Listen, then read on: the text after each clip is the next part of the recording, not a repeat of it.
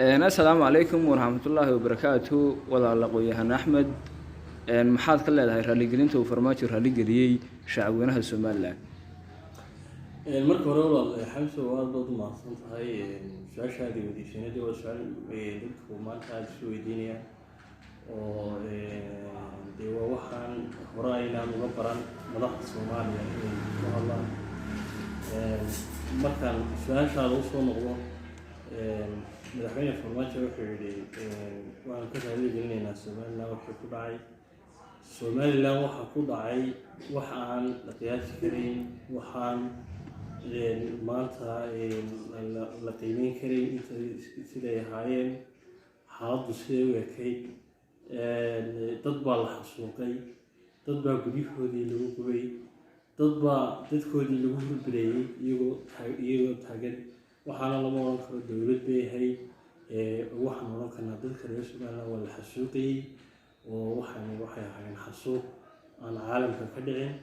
waxa Somaliland geesinaya wax aan qiyaasi karin haddaan reer Somaliland nahayna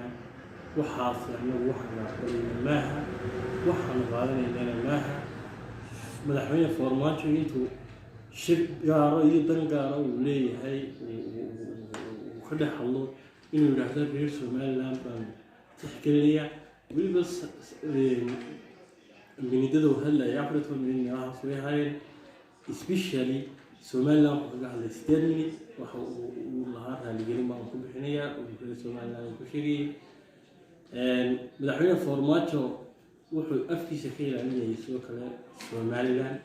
waayo halkan waxaad ka dareemaysaa magaca Somaliland baa afkiisa ka ilaalinayay waxaad halkan ka dareemaysaa nacaybka Somaliland farmaajo u qabo inta uu leeyahay madaxweyne farmaajo reer Somaliland way ku yihiin annaguna haddaan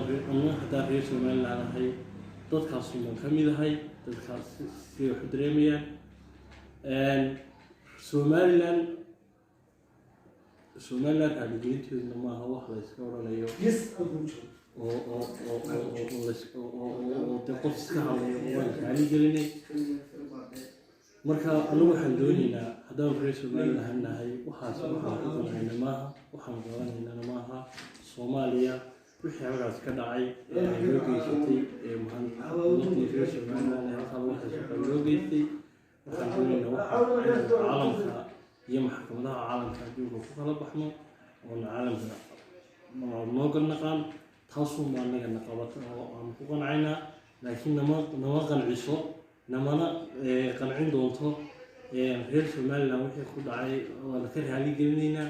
waxaas waxaan qaadanayna maaha waxaan aqbalaynana maaha haddaan reer Somaliland nahay